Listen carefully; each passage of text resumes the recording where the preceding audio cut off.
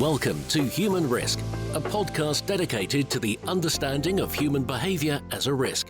Here's your host, Christian Hunt. Hello and welcome back to the show. Now, if I say the word error to you, chances are you'll think of it as a negative, as a defect. And the obvious way to manage defects, particularly in safety-critical industries, is to have detailed procedures, strict compliance, and zero tolerance for errors. But we know that this doesn't always work. After all, if it did, we'd have far fewer errors. My guest on this episode takes a different approach. He specialises in helping organisations, particularly safety-critical ones where the cost of getting something wrong can be death or injury, to reduce errors, improve safety, and build trust. He calls this human reliability. His name is Dr. Jake Mazulewicz, and he's been a firefighter, an emergency medical technician, and a military paratrooper. And these days, he brings all of those experiences to bear in helping organisations to design processes and cultures that allow humans to manage the kinds of complexities that don't always allow themselves to be neatly codified into standard procedures. As you'll hear, Jake's got some fascinating ideas about how to design safety models that flex to meet the needs of the situation. That can mean requiring people to follow strict protocols, or it might mean allowing them to use their initiative if the situation demands it. What you get is less fear, more innovation, and greater honesty and trust. So let's hear how it's done. Here's my discussion with Dr. Jake Mazulewicz on human reliability. Jake, welcome to the Human Risk Podcast. Thank you. It's wonderful to be here. I've loved your work so far. Really enjoyed our conversation so far. And, this is a great chance to share some of our neat ideas, parsing ideas together and apart, and sharing them with a few other crazy people who might be interested in them too. Amazing. Well, let's see how many of them we can retain for the length of the episode. But to make sure that we absolutely do, look, you and I know each other, but some of my listeners might not have come across you. Can you just give us a little sort of pen portrait of yourself? Sure. A quick background is my name is Jake Mazulewicz, variously pronounced. I go with Jake or Dr. Jake if you want to be formal. I help technical experts reduce errors, improve safety, and build trust all at the same time. I started work in what has been called human performance. Now that's morphing into HOP, or human and organizational performance. I try not to plant my flag in any one particular camp. I draw from human performance, from HOP, from high reliability organizing, some from organizational development, I suppose, and a few other things, including experience as an EMT, a firefighter, military paratrooper. So I've done some crazy things when I was young and immortal. Learned a lot about high reliability organizations and teams like that. But then was really fascinated when I was working with a electric utility at the errors, not the injuries so much, but the errors that people made. And they made a couple of big ones. And they said, Jake, dive into them. And it's been just the most fascinating branch of applied psychology I've ever gotten into before. So now what I do is I keynote, I give workshops, I do event reviews, non-punitive learning-based event reviews all over North America, and help out mostly technical companies, a lot in the electric utility industry, but anybody that has a safety department, anybody that's a high hazard industry, I tend to work with them and do the workshops and keynotes and event reviews. That's a kind of a wrap. Is that what you're looking for? That's perfect. That gives us more than enough to riff off. And so obviously what you're talking about here is industries where the consequences of errors is people either die or there's serious injury. So this is big things at stake. And therefore, obviously it's very, very important that these things are managed and the consequences are great. And sadly, these things happen more than we might expect them to in the 21st century. And one of the things I think is really interesting is that lots of things that we do now are significantly safer than they used to be in the past. So if I think of airlines, for example, tend to be far less incidents, at least in the sky, there tend to be far less incidents than there was historically. But we still do have these challenges. And it seems to me it all comes down to, ultimately, my favorite topic, human risk, right? Is the biggest single driver of these things going wrong is human decision-making letting us down, I guess. Mm-hmm, mm-hmm. No, I like the way that you frame it, and you're right. It's almost like the errors that we're seeing don't necessarily happen all the time. It's not as if there's a catastrophe on the front page of the newspaper every day, and that's a good thing. But the ones that we do see seem to be getting worse. And, the Gulf oil spill, things like that. And those are big, major disasters. I tend to work with smaller ones. I'm a one-person company, so there's only so much that I can do. But I love looking into those incidents. But I tend to work with smaller ones. The ones, what jumps to mind, and I'm going to go ahead and riff if that's Yeah, okay. please. Your work, and I hear you talk. What jumps to mind is two kinds of systems, because you focus on human risk. Many other places that minimize risk Welcome focus to on what I Human call Risk, more a mechanical risk podcast or dedicated to the mechanistic understanding of human and this behavior is, think as of- a think of risk. the Here's engine your host, underneath the hood of your Christian car. Hunt. That's a mechanistic system. It was deliberately designed. Every aspect of the alternator, the crankshaft, the piston, everything was designed, refined, edited, built, tested, torn apart, put together, and made better. And that's a mechanistic system. We can have pretty much complete control of it. So when something breaks down in a mechanistic system, we find the wrong part, throw it out, put a new part in, bolt it back together, boom, and it should work again. Here's the problem. So many managers and leaders think of every system as a mechanistic system. When you're managing humans, when you're working with humans in a specifically expert decision-making, that is not a mechanistic system. That's what I would call an adaptive system, where people do trial and error. They learn from errors. They try to minimize the consequences of errors, but it's constantly, continuously learning from little errors all the time. And mechanistic systems, you want to try to eliminate errors. You can't eliminate errors in an adaptive system, and you don't want to. That's how humans learn. So we got this fundamental, we got so many managers today trying to say we have zero tolerance for errors. And their vision is, I want us to be humming along like a finely tuned machine, but no human system is ever going to do. Does that make any sense? Yeah, no, I That distinction? love that, because I spend a lot of time thinking about, well, what do we want people to do in the 21st century? And the answer is we hire people to do things that machines can't. Right? Because if you can get a machine to do something, then why wouldn't you, for all the obvious reasons? I mean, cost being the first one, but secondly, reliability, predictability, all that. So what are people doing? Well, they're doing the things that the machines can't, and that's going to increasingly be the case. And so that is involve things like nuance, judgment, emotional intelligence, things where you need the human touch in the loosest sense of the word, right? Where we can make judgments the machines can't yet. And so when we look at that, that's obviously getting the best out of people. That's why we've hired them. But those are the points when we're are most risky. And so I love this idea that what we've done is we've hired some raw materials or machinery, depending on which analogy you want to use, that is skilled at a particular thing. And yet the way that we try and control it is to make alternative, we presume it's not operating on that basis. And yet we know that's why we're hiring people. That's why we interview them. That's why. So I think you've stumbled on something really interesting, which is we're applying completely the wrong management or governance model for these things. Right. And so it's perhaps not surprising that things go wrong. Right. And that people are so frustrated. In one company that I worked with in the safety department, they're trying to do the right thing. And I don't think there's anybody kind of evil at the top going, I'm going to make life difficult for people. I don't know that any does that. Look, occasionally somebody might, but I mean, generally they're trying to do the right thing. And what they're thinking is, well, if we have an error, then people must not be clear on what to do. So let's write a procedure and then it'll be clear. Okay, well, you try to write a procedure and then that's fine. I'm not saying, by the way, there should be no procedures. I write them. I use checklists. I use a lot of what I'll call the classic individual and team defenses, kind of the old school human performance stuff. Why? Because it works. Anytime you fly on an airplane, here's something kind of fun. I was on an airplane in Chicago presenting up there. And when I walk off the airplane, sometimes the pilot's up in the front. Sometimes they're not, but sometimes they're up in front kind of saying goodbye.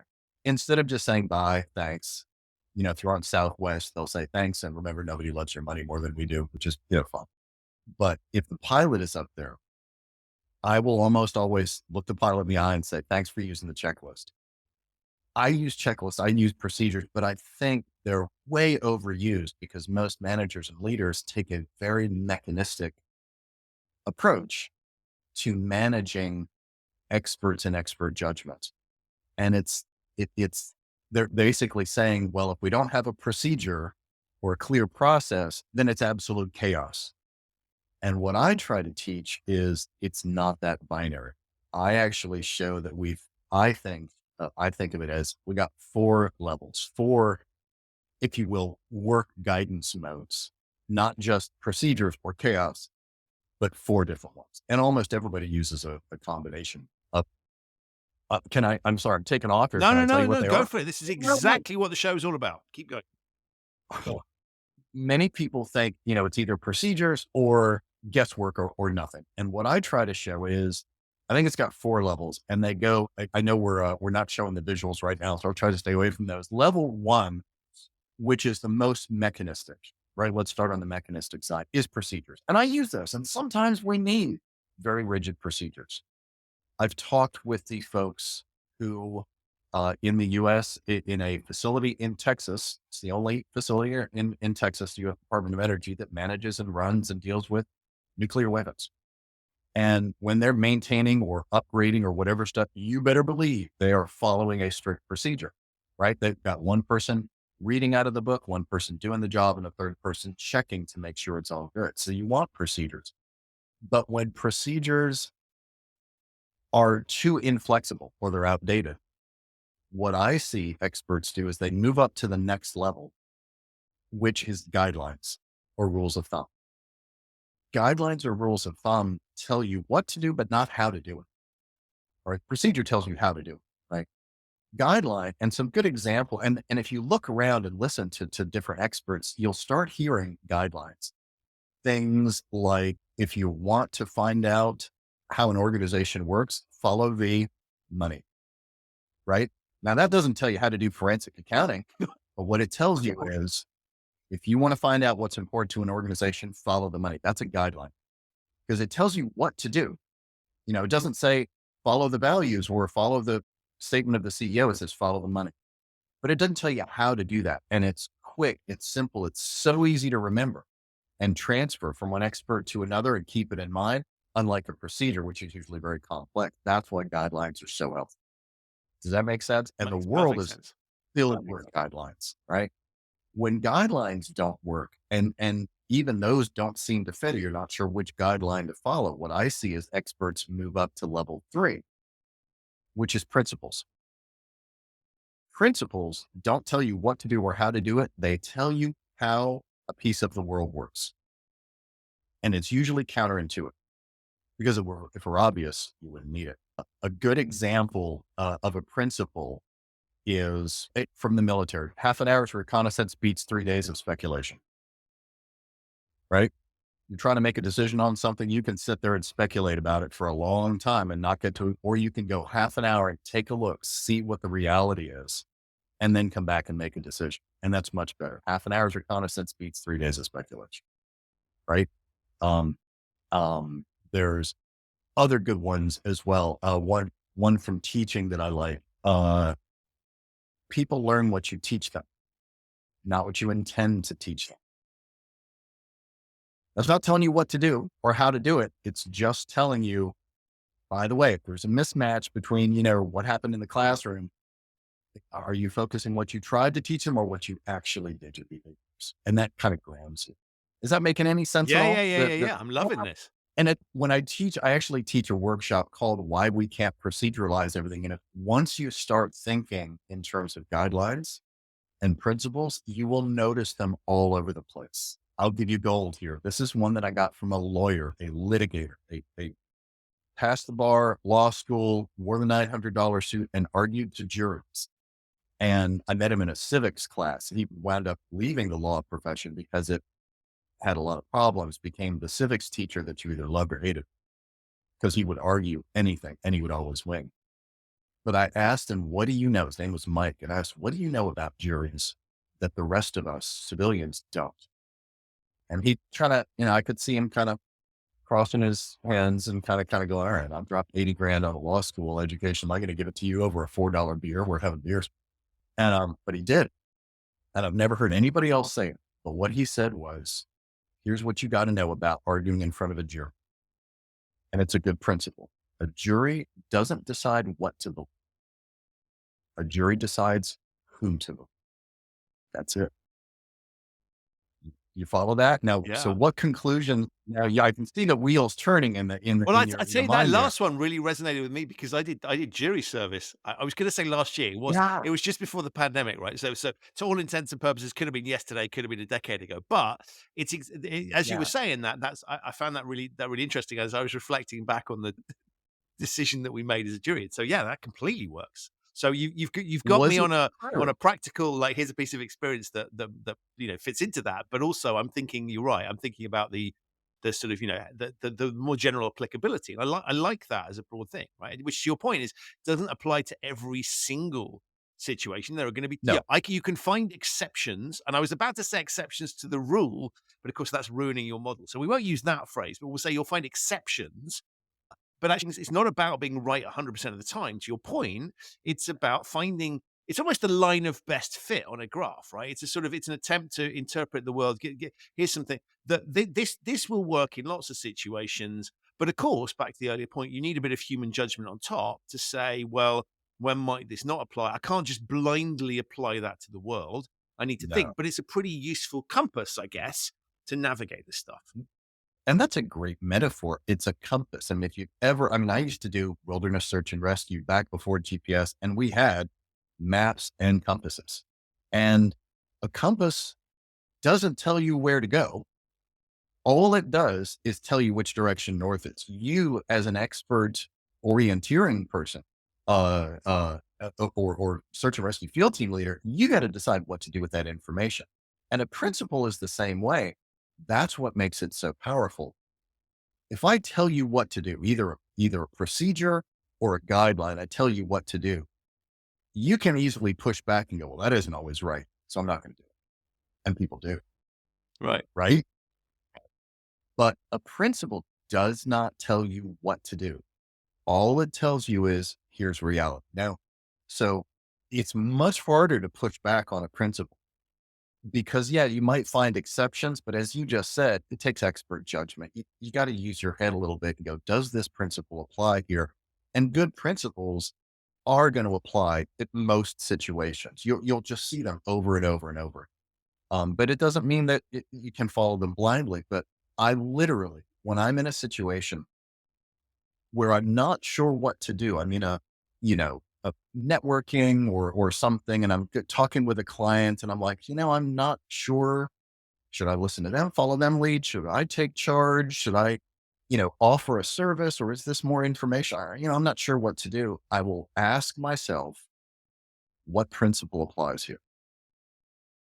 And intuitively, almost every time, something will pop up, and just in the back of my head, this principle that I've heard 100 times before, it'll just pop up. And that's kind of my gut speaking. And I won't say my gut hunch is always right. And I don't always listen to it, but it almost always gives me something, but only if you have those principles in stock and if you ask for them. And that's interesting Anyway, because so you can have yeah, a, I guess you can have, sorry to interrupt, you can have a multitude of principles, right? There's that joke about, these are my principles, and if you don't like those, I have some others, right? Talking about moral principles, right? So, but I like this idea because actually you could have, and I'm going to struggle to find an example, but you could have a set of principles in your mind, some of which are contradictory or which would clash. And to yes, your point, what you would say is you have this toolkit of them, and you could work out which one is most likely to apply in this situation. And so I love this idea of having not just one sort of hard and fast thing, but you sort of say, well, I need some help here to think about this. So I'm going to grab something that in most situations is useful, but there may be another thing where I could go, actually, that one doesn't work here, but this other one does. And I love this idea of gut instinct being the override. Doesn't eliminate mhm, all errors, but what we're trying to do here, I guess, is reduce the number of mistakes. So how do we do that? Well, the answer is we don't assume that one single tool is always going to be right. We use our judgment with these things, and we have a variety of them. And I guess a combination of experience and just sort of being intelligent about the situation can hopefully guide us to a better answer than we would have got if we just kind of lashed out or reacted instantly in the moment. So it's a go-to mechanism that we can use. But as you as yeah. you as you rightly point out, there may be more than one of them that could apply to the particular situation. And that you're right. When you get up to that level 3 of principles, somebody had said, I don't remember who said this, but I love the quote. They said, The opposite of a small truth is a falsehood. The opposite of a great truth is another great truth. And so if you're looking for an entirely consistent set of principles by which you can live your life, I've been looking for that for years, but I stopped years ago because you're never going to find it. Gödel, the mathematician Gödel, actually showed and proved with mathematics I won't pretend to understand. There is no such thing as a self-contained, self-provable system. Everything requires some assumptions or beliefs from outside. So you're going to find principles that contradict each other because life is contradictory. You know, there is not one path for life. We as experts in whatever field we are, we're gonna face principles, truths that are contradictory. And many of them are in common language. Good example for just everyday life is if it's not broke, don't fix it. Now that's actually a guideline because it tells you what to do, but not how. But let's play at the level of principle. So one truth is if it's not broke, don't fix it, right? You've heard that before. Yeah. And it makes sense. If don't mess with stuff unless it's broken, right? How about this other truth? An ounce of prevention is worth a pound of cure. Right. Well, you can't have both of those. Either you're going to prevent stuff, but if you do, you're going to mess with something that isn't broken. You see the problem? And that's, professionals in any industry, especially technical professionals, they're going to, run across conflicting principles. And that's where expert judgment, and that's where our fourth level comes in. What do you do when you get conflicting judgment or basically conflicting principles? You're not sure which principle applies here. That's where you move. That's where I see experts move to the fourth level, the highest level, which is tacit knowledge. And that's your gut instinct. And gut instinct, as Malcolm Gladwell said in some of his books, is not this sort of magical, I walk into a casino and I have a feel about cards. No, you don't. If you don't, that's junk. Some people think of that as intuition. And that's why he doesn't use the word in his book, Blink, which is all about intuition. He never uses the word intuition in the entire book, not once. And that's why I think what I'll call intuition, or what I'll call it expert judgment, professional judgment. And this is what you deal with a lot is people have been doing something for the Eric Erickson 10,000 hours, right? To get some level of expertise where so much is processing in their mind that it goes unconscious. And you get to that amazing state of expertise where you can do something and get the right answer and solve a problem or troubleshoot a complex electrical system, but you can't explain how you do it. That's tacit knowledge. And that is terrifying to some people because they can't manage it or control it or document it or audit it, right? Compliance people hate tacit knowledge, right? But experts live and breathe by it because that's what I see experts do. They use some procedures, but a lot of times they'll use a combination of procedures. Level 1, level 2 is guidelines, level 3 is principles, and level 4 is tacit knowledge. And I see that all the time. That's kind of the big model that I go by. I don't know if that makes any sense or if I'm giving you too much. Or No. not. I absolutely love that because you've got the grey cells moving. I don't know if they actually move, but anyway, there's things going on in my head, which is in a positive sense, which is great. But I love that because I think one is we all recognize it because I'm always struck by these models that sort of progress things through that get stuck when we get to the human bit, right? The codifiable early stages, lovely, and then you get to that final thing. So I like the fact that in essence, what you've got is a kind of override to all of this stuff that says there's going to be some things that we can't necessarily fully explain. And so if we were trying to program a machine, we'd struggle to do that.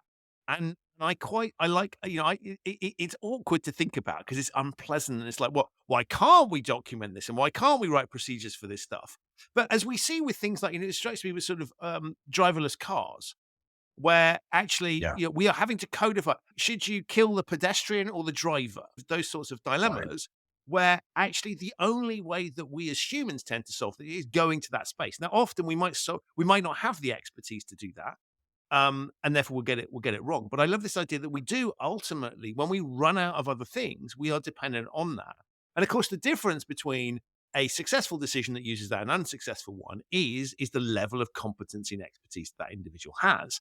And so to your point around when do we want people to deploy that? Well, in their personal lives, they're gonna move to that quite frequently. But in work situations, particularly safety critical ones, as you've highlighted, we're gonna want to control Yeah. when that happens. And I guess we're gonna want to control to whom that happens. So you've got a nice model there that is recognizing the world is complicated, that says there are some things Yeah. that are neatly codifiable and we can create rules from them, but the more complex issues that we've got, and that points us towards many of the things that people are going to be doing, because back to the Mhm. if it's programmable, we'll give it to a machine thing, is going to be in this space. And so I think this is I love the model. I love the way you're thinking about it, because it's a very real, it's honest about the way the world is. It doesn't try and simplify complex things. It recognizes that complexity and recognizes that clearly the reason we're still around as a species is we have the wherewithal collectively, if not necessarily always individually, to manage this stuff, because we Yes. go to that fourth level to solve things that don't neatly fit into the models that would that would work at the lower levels. You said a few things earlier when you were talking, you're making me think of things now. I'm glad you like the model. I have to, I agree with you. Really everything that you've said so far, I think I agree with. An old friend and colleague and mentor of mine, Earl Carnes, who wrote really wrote or managed the first U.S. Department of Energy handbooks on human performance. We've talked several times. He's given me some great advice, and he gave me a quote. It's from somebody else, but I always remember it coming from Earl. And he said, "All models are wrong, but some of them are useful."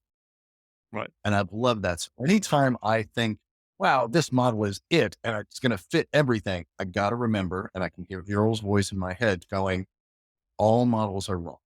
Right? There's a limit to every model, every principle, everything. However, so don't ask whether it's right or not, meaning it's perfect, because none of them are perfect. Ask, is this useful? Is it going to help keep me safe? Does it feel right? Is it going to work? Is it efficient? Do the best, smartest people that I know and trust, do they think this is a good model? And so it's more about utility and usefulness than complete accuracy. Almost any model, if you get enough academics in a room, they're going to be able to poke holes in it. And the ones that don't, I mean, there's a good example, situation awareness. I teach a model of situation awareness that I don't think anybody else in the world teaches. And I met the woman, Dr. Micah Emsley, who has the most popular model of situation awareness out there. I've talked with her. She would not remember me, I don't think, but I respect her work greatly. But her definition of situational awareness to me is so academic that when I tried putting it out there to linemen and truck drivers and stuff, they kind of went, I have no idea what you're talking about. So I had to get something that was less academically perfect and more simple, you know, jeans and ball caps. And this is how it works.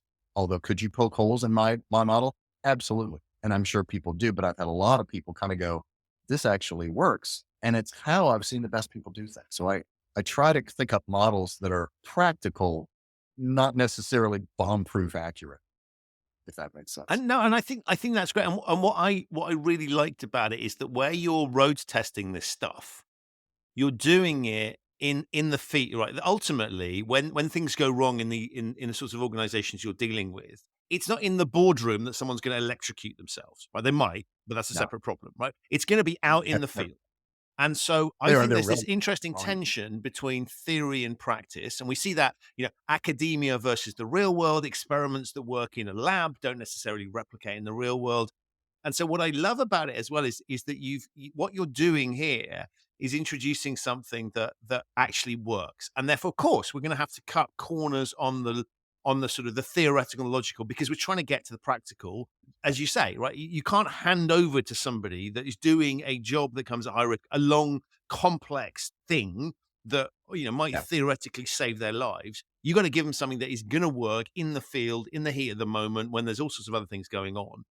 And so Yeah. I guess it's what theoreticians and academics might say, it's cutting corners. It's, but actually what you're trying to do is deliver. It's practical. It's, I've got the PhD in education, and I didn't take that route. I didn't become a professor partly because it was just all theory. It was paper after paper on here's a model, here's this, and we're calling for more research.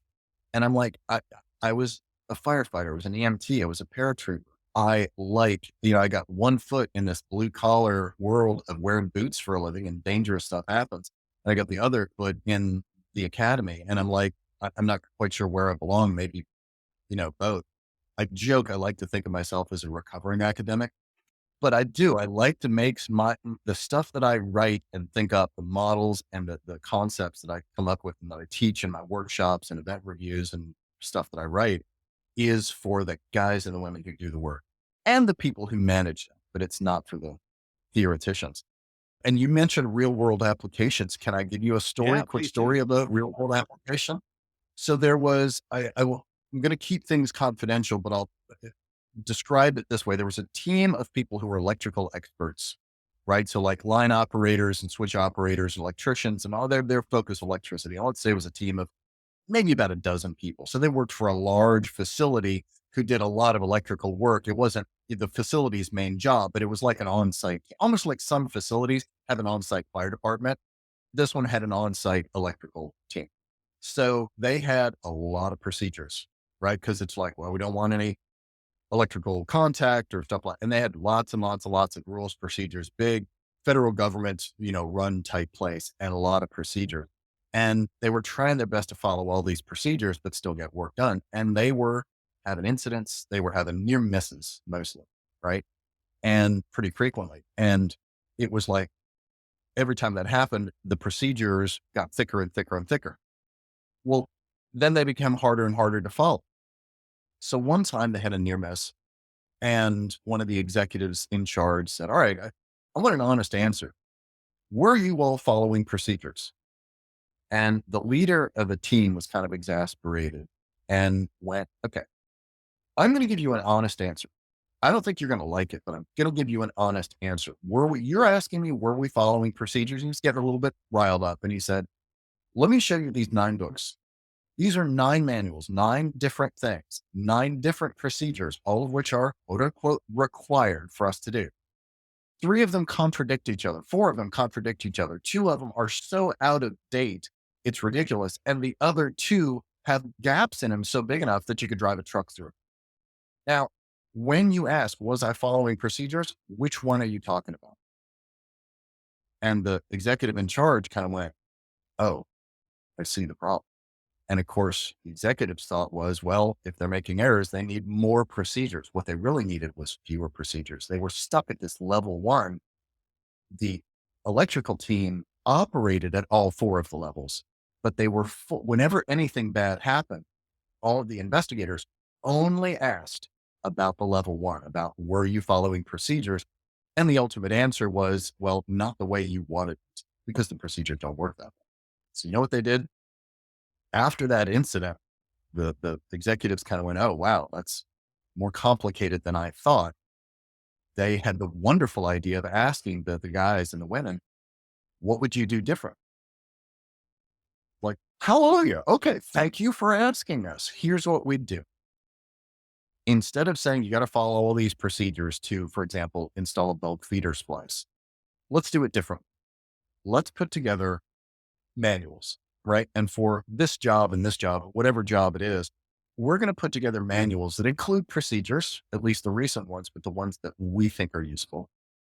It's also, those manuals are going to include some guidelines, some principles, and some notes from people who have done it, maybe even videos from people who have done it. So it's going to include all 4 of those levels. And when we set out to do install a bulk feeder splice, we're not just going to follow the procedure. We're going to really do a good pre-job briefing and really talk through, almost like a military mission. What's our plan? What are we going to do? Let's build the procedure or build the job in our minds first, based on all 4 of these levels. And let's keep communicating as things change. Because as we get into it, we might find that our process isn't going to work and we'll adapt it halfway through. So it was a lot fewer procedures and a lot more communication and thoughtfulness. They started doing this and it was terrifying because they're like, but you're not following the procedures, right? And errors dropped dramatically. Near misses dropped dramatically. The last time I checked with them, it's been a while since I checked with them, they went over 1,000 work days, multiple years with no significant near misses Wow. because they were honoring and respecting not just the procedures, but the guidelines, the principles, and the tacit knowledge. And they were communicating among experts. There's a real world example for you. And I like that because as you were talking, I was thinking this is a little bit like letter of the law and spirit of the law. In the sense that Yeah. when you look at that, and again, we can try and slot this into your model, but I think it's a sort of bigger picture. That's a very, very long-standing recognition that codification doesn't work, and we need to be thinking beyond that. And so what I liked about it was as you were talking, I just thought, it's fascinating when you say, "Well, have you followed all the procedures?" And they never say this, but brackets slavishly, right? Is Right. that's letter of the law stuff. And actually what you're talking about is also recognizing the spirit of what we're trying to do, which is the reason we write all these procedures is because we don't want anyone to Right. get killed or injured or whatever, right? We Right. don't want that there's some negative outcome that we're trying to prevent. So well-intentioned stuff, but it's missing that second piece. And so I like, again, this feels like something that we naturally recognize. And so I'm finding it fascinating because in a way, what you're promoting is actually something that we all intuitively understand, right? That there are going to be Yeah. exceptions to rules, circumstances where stuff is different, right? The world doesn't work in that codified thing. And yet you're having to fight this orthodoxy that's very, very common, which is doing the opposite. And so you're bringing a very human touch into something that starts out with a human intent, but becomes very inhumane on the way, which is driving us down to ridiculous bureaucracy and processes. And you're respecting that very ancient kind of, I don't know, idiom, law, principle, whatever you want to call it, right? Of spirit and letter of the law. Mhm. No, that's much more your world. And I love the intersection. I feel like the work that we do is not overlapping, but it's like two jigsaw pieces that fit together. And I love your work. I'll read more about it. I enjoy our talks. I hope we'll talk more even after this one. Totally. There is somebody that I think of, and I don't bring up his name very often. I don't teach a course on his stuff or anything, but this is one of the environments that I think it would fit. Do you know, or have you heard of, or have we mentioned before, Philip K. Howard? That name ring a bell at all? It rings a bell, but I'll tell Philip you. K. So this is Jay, where I do a cunning thing where I say, obviously I'm aware of who Philip is, but some of my listeners might not be, right? Which is a subtle way of me Okay, saying, treat me like I don't know, because I don't think I do, but we'll do that for the and that's listeners, okay. Jake, obviously. Let's do that. My way of saying that, and Christian, it's funny. I have the same thing when I'm there talking with somebody, even perhaps a client, and I don't want to go, oh, I don't know him. Oh, he's a major person in my industry. Yes, I should. I'm kind of dumb. I try not to say that. What I'll say instead, and now I'm giving this away on a podcast, so it's not going to work anymore, damn it. I will say, so ask me, hey, Jake, have you heard of Philip K. Howard? Just ask me. So, Jake, have you heard of Philip Howard? Well, let's pretend that I haven't. And that's it. That's my response. I'm not saying I haven't. That's I'm just saying because you're not lying, right? Mine involves I'm an not element of lying. deception. And you can take it any way you want to. This guy's got a PhD, probably knows more about it. He's probably drinking buddies with a great. You could go believe that if you want to, but I got my bases covered. If it's like, no, I know of Paul K. Howard. Oh, that's a different guy. I'm sorry. Anyway, that might be useful. If Okay. nothing, if your listeners get nothing out of this podcast, next time somebody says something and drops a name and you don't want to feel like a dummy, say, well, let's pretend I don't know it. And then, so Philip K. Howard, I'm not sure if he's still writing. I think he is. He's written several books. He's a lawyer. He wrote a book called Life Without Lawyers. So immediately he gets, kudos for me on that. He's been described to me as a conservative who regularly gets standing ovations from liberals. And I thought, I gotta hear what this guy says. I've read several articles, but I haven't read everything that he's written, but I think it's the same thing kind of over and over. The book that I really like, older book, 1989, it's called The Death of Common Sense, How Law is Suffocating America. And before you get on the idea of, and some people will say, that's right, government is bad. He doesn't say that. He says, we need laws. But what's happened since before about 1950, maybe 1960, laws and company policies, because he does mostly public policy, but it applies to corporate stuff too.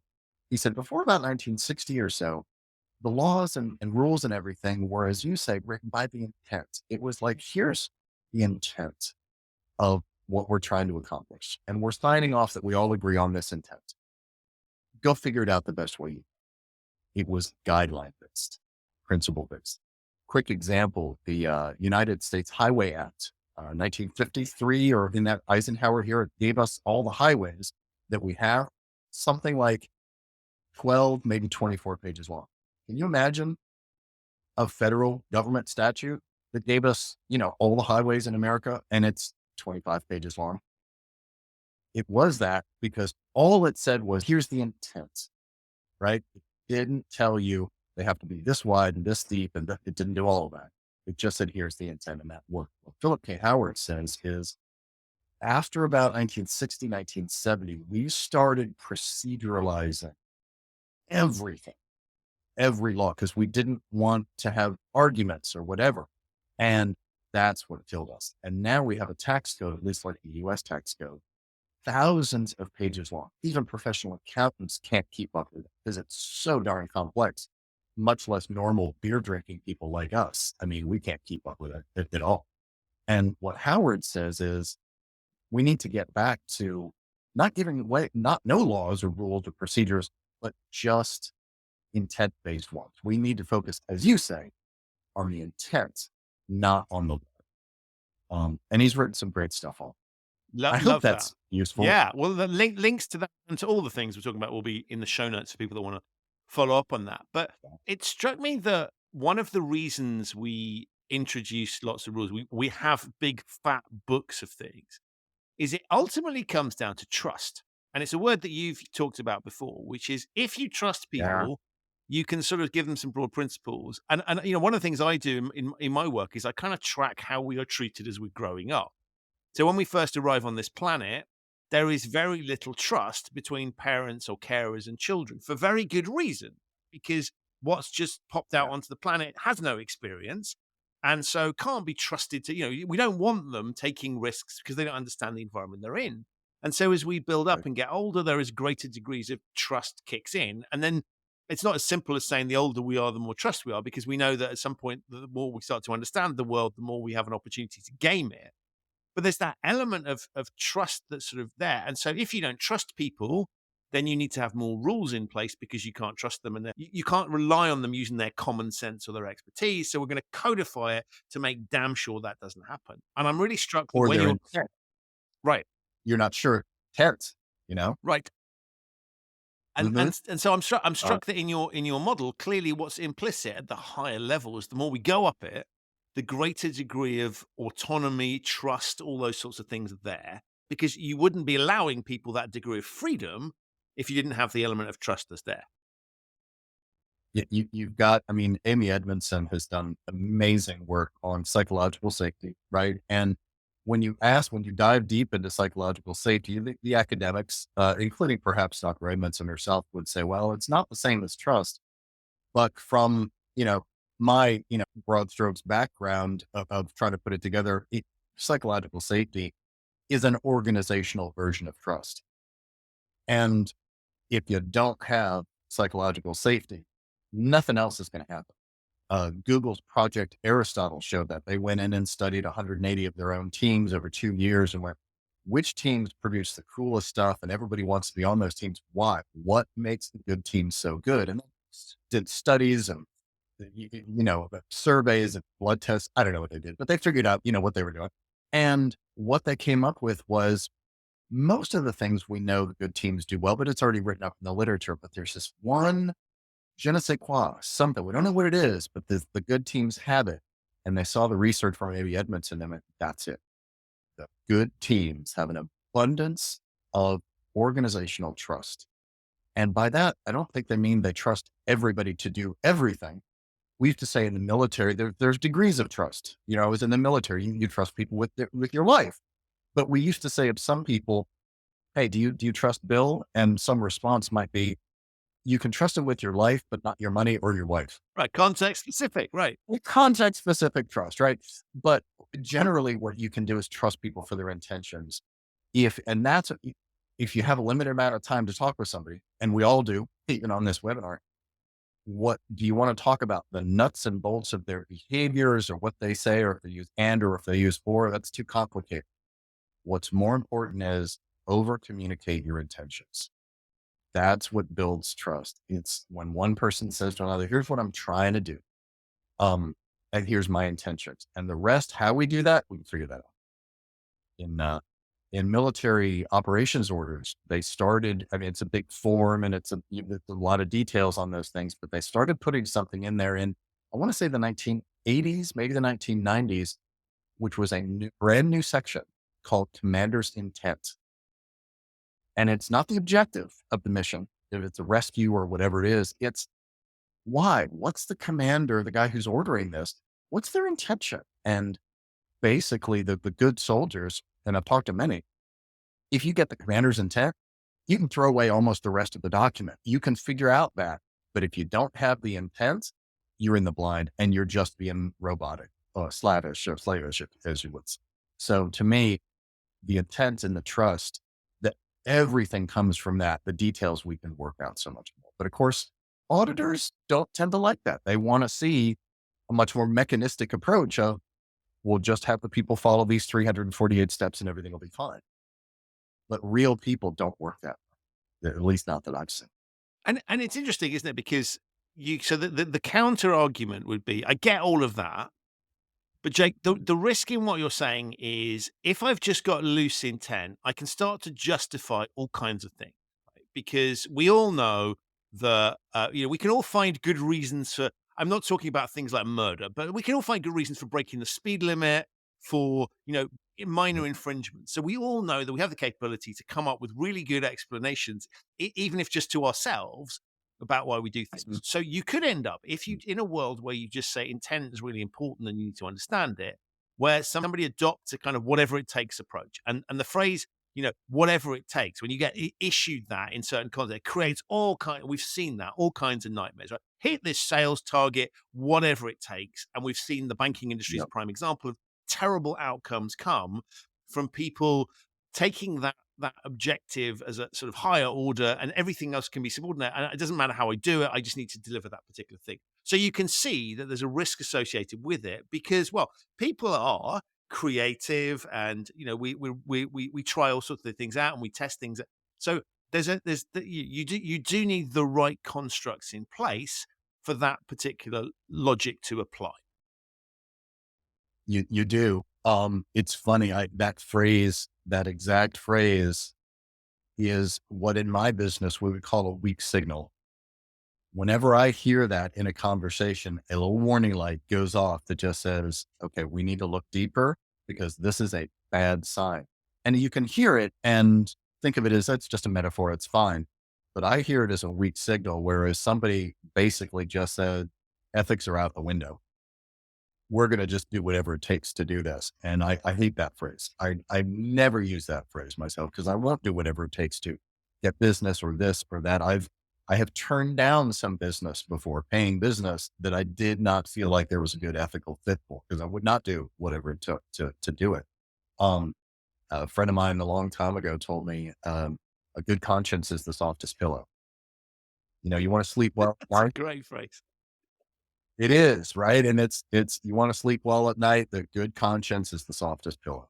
There's a principle for you, right? So we're now they're starting to come out. How do you deal with people's intents? That's the real trick, because some people are not going to want to reveal their intents. Some people might have, and we all to some degree have multiple intents. It's like, I'm trying to put 2 kids through college and make a living, but I'm also trying to change the world, do it positively. Well, which one am I doing? Well, both. So yeah, it's multiple. And are we all trying to do multiple things at one time? I think the best solution for that is the wisdom of crowds. Is when one person is kind of isolated, they can kind of talk themselves and maybe 1 or 2 other people into a lot. Think of the Bernie Madoffs, right? Somebody who's got not really pure intentions. If they're just kind of talking to 1 or 2 other people, they can, I don't want to say pull the wool over their eyes. It's an old cliche, but basically work the magic and the spell, and that's it.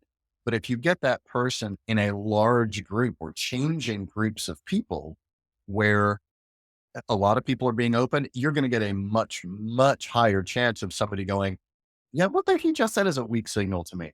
what do you really mean? And sooner or later, they're going to kind of go, are you trying to do this? Or are you trying to do this? And I think the facade will fall apart, but only in the right groups of people over time. But Yeah. I love that idea of looking out for those things. And one of one of the things I think is amazing about the human brain is once we start looking for things, okay, we'll find it everywhere, right? We know that. So there's a downside to this, right? If I go looking for things, I'll go find them. Reasons not to trust someone, I will find tons of them. Equally, reasons to trust. So we need to be careful. But I think there's something interesting about the idea of saying there are certain phrases, and again, this is a matter of experience, I think, but we can look out for that. And I'd never thought about thinking about it as a sort of red flag ahead of time. I've always kind of gone, oh, well, with hindsight, the auditing approach, right? Come back and you go, well, of course, actually, when they issued that instruction, that's what led to this being problematic because they've set the whatever it takes mission and people have taken that literally. So I can use that as a diagnostic, but I'd never thought about kind of using that as an advanced warning indicator. And I love this idea of paying close attention to phrases and saying, actually, that's a really good indicator of it. And we could all probably collate those things, stuff that if we put our mischievous minds on and said, well, actually, what's the worst case scenario of this particular expression or this particular strategy articulated in that way?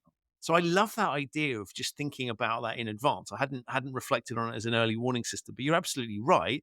Hear that, spot that somewhere, red flag immediately. I don't have to wait for things to go wrong to know that they potentially could. And that what you're doing there and what you just described is a great example of resilience is there's going to be, in any conversation, it's not going to follow a straight line. It's the folks who do resilience. And I've learned a lot about that from my good friend, Elizabeth Beth Lay. And she brought me kind of into that world. And I love the idea because I've used resilience without knowing what it is, but now I'm knowing more about it. And it's instead of like there's one path and you deviate from it, that's it. Think of it more as like a swim lane. As long as you stay within that swim lane, you're doing okay, but there's variability in that swim lane. Some stocks are going to go up and some are going to go down, but before you sell or buy, look at the bigger picture. Is it within, the range? If you're in a conversation, is somebody being, abusive or are they just, being a little bit hangry? It's, let them, give them a little bit of leeway to do that. But what you want to do, and we learn this from resilience, is you want to catch any system before it goes exponential. That's my word. That's the way I think of it. There's going to be variability up and down. What you don't want is that. That's something going exponential or this going exponential. And what clues us into systems before they go exponential are weak signals. So conversations going, it's a little bit edgier. It's a little bit more friendly. That's great. But when somebody says, we'll do whatever it takes, to me, that's a signal that person is about to go exponential. And it's like, that's when I go, hey, Bill, let me clarify. What do you mean by that? Let's slow down a little. But you're doing it. So yeah, you bring to mind something else. This is actually our friend, Tom Hart. Yeah. Who has very real experience with kind of gray area stuff and things like that. And he's a great sphere, Tipper X. I had some wonderful conversations with him. I gave him a model that he has gone to town with and loves. And I think you or maybe your listeners might like it too. I think I mentioned it before, or not here, but you might like it. Comes from a guy named Chris Argyris, he basically the father of organizational learning in a lot of ways. And he basically came up with a 17-word 4-step recipe for creating a toxic work culture. Now, obviously, the idea is you want to create a non-toxic work culture, but it doesn't work. It's harder to tell people what to do, the right thing. The easy, clear thing to do was tell them, here's how to screw things up. Anyway, I told it to Tom and he just went, my God, that's how things happen. So do you want the 4-step recipe? Yeah, go for it. I'm totally up for this. So here's what Argyris said. You want to create a toxic work culture in your team and organization. Here's what you need to do. And the leaders do this. Step number one, send an ambiguous message. Step number 2, pretend the message wasn't ambiguous. Step number 3, make the ambiguity undiscussable. Number 4, make the undiscussability undiscussable. Wow. It's perfect. And I've memorized that the first time I read it 20 something years ago. And I've seen teams, I've been in conversations before where they just did number one. They just did number two. Wait for it. Number three. Yep. There it is. Number four. I can see it happening now in real time. And once you're into that, it's like getting locked into, the aviators would call it a flat spin. I mean, it's almost impossible to get out of that, right? It's a lose-lose situation. So the first step is send an ambiguous message. That's what we're just talking about. We need to do whatever it takes. That's an ambiguous message. Let me clarify. What do you mean by whatever it takes? And you try to put them on the spot to make that ambiguous message clear. And if they wind up kind of going, well, that wasn't ambiguous at all. And if they wind up saying, we don't need to, this isn't the time or place to talk about it, stuff like that. And then if you get down to the fourth step, it's sort of like, yeah, look for a new job. I see that now that you have that model, I dare you to try to unsee it. And do you know what? I'm already unpicking certain political decisions that I've seen, and you know, Yep. it's kind of, you know, it's fascinating. I absolutely love that. So that's great. Wow, that's now you've just given me another lens through which to look at the world. But I love this thing, right? Because it's a helpful pattern. I think it's one of the things I think is interesting with all of this stuff is it goes on around us, right? We just have to be alert to it. So I think there are lots of clues in life about when things might go wrong. And sometimes, you know, back to your earlier point, sometimes that's just a sixth. I might be walking through a part of town and it just feels a bit weird. And I can't explain it, but it just feels weird. I need to get the hell out, right? For some reason. And that might be a false alarm, but it doesn't matter, right? It's just, there's something that feels, and then other times it's like, well, until it's pointed out to you, you might not spot it. And, you know, we all have indicators based on our past experience. So I love this idea of bringing in new early warning systems that we can deploy.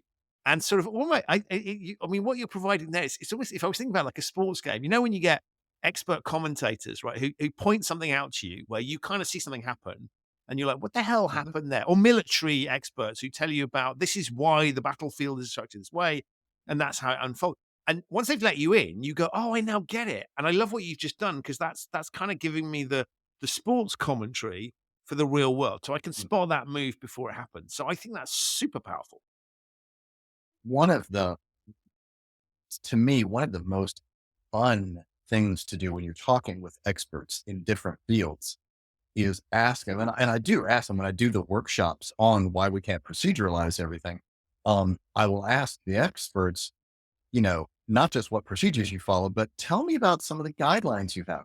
Tell me about some of the principles. Tell me about some of the tacit knowledge. And part of what's wrapped up in the tacit knowledge are the weak signals. So I'll ask them, what's a system that you're in that you monitor and work with? And what's a weak signal that you watch out for? And we call it a weak signal because if you're not skilled or trained or experienced, you'll miss it. Like an alarm, like a smoke alarm going off, that's not a weak signal. That's a loud signal. Everybody knows. You hear a smoke alarm, get out of the building, right? But many people will miss the weak signals, but experts will catch them. And that is that weak signals, knowing what weak signals to give a strong immediate response to. That's the core of tacit knowledge. That's what makes experts experts, or at least it's a big part of what makes experts experts. And it's fascinating to me to talk with people who are experts to see what do they see that I would never see before. My wife is a physical therapist, and she will watch TV shows of like House, right? House MD. Yeah. You know, he's walking with a cane, and she will watch it for 2 seconds and go, it's baby. I'll go, how do you know that? Right. And then she'll explain it to me, and then I'll go, I think I get it, but it's so cool to have an expert. And some people, and this is real world applications. Some people say, oh, I got injured at work. Oh, my back won't work. She doesn't do this. Other people do this, but she can walk. She'll just say, just walk for me. And she can know pretty conclusively, you're faking it or not. And there's the person who's doing it, they can't fake the signals because they're not a good expert at it. Right. But a physical therapist knows when this is really causing pain and when it's not. Does that make any sense? No, that makes perfect sense. And you reminded me of something I watched, and I'll try and dig it out on YouTube, which was like it was a police driver who was, somebody that is authorized to drive at very high speeds down busy roads. Yeah. And so Yeah. he was doing a live commentary of what he was looking at on the road. And he was like, potential someone stepping out there, and it was stuff that as you're watching it as a normal pedestrian, as a normal human being, normal driver, there was like the level of awareness of stuff that might happen. And person might step out. And sometimes it didn't happen, but he clocked risks that sort of, the rest of us would be, if that person had stepped out, we wouldn't have thought to look for them. But he's looking for those early signs because he's done it, because the qualification. And so I love that. As you say, it's that experience, it's that awareness, it's the training and the discipline that's got you to that particular point. And so I find this fascinating. And I think it's why we find, getting into the heads of other people is sort of fascinating to discover what other people do and learn, because I think we implicitly, back to the point, we implicitly recognize that human beings can have that capability, right? That's what makes us an amazing species. It's just a case, I think, sometimes that we don't train we're not going to turn ourselves into medical professionals overnight, right? That would be worrying if that was possible. But I do think there's something interesting you point to around learning from people that do know and paying close attention. So I really like this idea that you were suggesting of sort of having conversations with people to learn those, to sort of spot that, because not that you necessarily will pick up by osmosis their skill set, but I think the way that Yeah. they scan the world, I'm a big fan of something that works in context A. I'm not saying you slavishly copy it in context B, but it could Mhm. contain nuggets. I mean, it might be that you want to copy it directly, but it could contain nuggets of just provide you with a solution. And I often think we don't borrow. I steal shamelessly from other contexts, because I think what's the point in reinventing the wheel, right? If somebody's already solved the problem over there, maybe they've gone halfway or even the whole way to solving my problem. I just have to be open to the fact that that's there. You're again, I think you're right on. And I love the connection that we've got on this. I love talking with experts. Yeah, well, sorry, a lot of ideas going on in my head. If you're talking with somebody else about, how to reduce errors, or even, I mean, how to run a business. If you go back to the four levels that we talked about earlier, the procedures they use, the actual scripts or the behaviors that they do, the way they schedule their day, that may be radically different than yours. So copying their procedures, some people would do that and would fail, but work. Right. But a better thing to do is ask that expert, what are your guidelines? What rules of thumb do you follow? And then ask them, what principles do you follow? That's some great stuff. Because if they follow a principle that is radically different than yours, once you get their principle and you go, gosh, that might actually work, you'll figure out ultimately the guidelines and the schedule and the behaviors that fit you, not them. It's like, you couldn't wear a set of their shoes because the shoes are molded to their feet, not your feet. It's not gonna work. But if you see that they wear hiking shoes, you might go get your own pair of hiking shoes and go, these fit for me way better than what I was wearing before. It takes some time and expertise, but that's why experts at high levels can't copy exactly what another one does. And it's why you can't proceduralize it. You gotta go I think that's the fascinating things to ask experts about, not what procedures you follow, although there should be some, but what guidelines you follow, what principles you follow. And then at some level, it's just, I can't explain to you how I do this. Just watch me do it. And now you're back to the old master and apprentice thing, which still works today. There's things that we do this with our kids. It's like, how do I make a good pot of gumbo or something like that? I can't write down the whole recipe, but just watch me do it. And then let's do it together. And that's more fun to do anyway. It's just not very easily to audit, or the compliance folks don't like it at all because they can't regulate it. But that's their problem, not mine. Right. And we're as I knew would happen, Jake. We're running out of time, and I don't want to take too much of your valuable time. But there's something you said right at the outset that I do want to go back to, because you said it in Yeah. passing, and I think it's really important, which is this idea of non-punitive. And I Yeah. love this idea, because I think when we, if we want people to come forward, if we want to learn from mistakes, well, we've got to get away from this world of the automatic response to every single error, wrongdoing, whatever. Is automatically, let's just rain down, let's rain hellfire down on these people and punish them for something. And you just in passing used the word non-punitive. And I just wanted to pick that up because I think that's really significant. We I don't know why. I want to do some more research on this of why. I don't know if it's all humans. I don't know if it's across all cultures equally or not, or if it's just Western culture or if it's just America. I don't know. I think it's more widespread than just America or just Western culture. But why is it that we tend to react punitively? We want to blame somebody. My gut hunch is it's because we want a simple answer, because we want a sense of control over our world. I mean, it wasn't that long ago, a couple of hundred years ago, a couple of thousand years ago, where a bad rainstorm, flood, earthquake, and your whole town was destroyed. You don't have any control. So we built factories and iPods and cars and whatever it is to get more control, right? To feel like we have more control. And so when something goes wrong, we feel like that's shattering and we want to shore it up really quickly. And the easiest way to do that is to take a mechanistic approach. Back to the mechanistic versus adaptive models. The mechanistic approach is complicated, like the car. There's a lot of parts in your engine, but they all work together and do one thing. And if one part breaks, you replace it and you put the right one in, and that's it. Adaptive systems are not complicated; they're complex. Very different thought. Weather is complex. And with all the data and models and everything that we have, we still can't predict weather more than about 10 days out, right? Because there's too many variables. And I think intuitively, we feel a lot more of a sense of control over our world with the illusion that everything may be complicated, but it's controllable.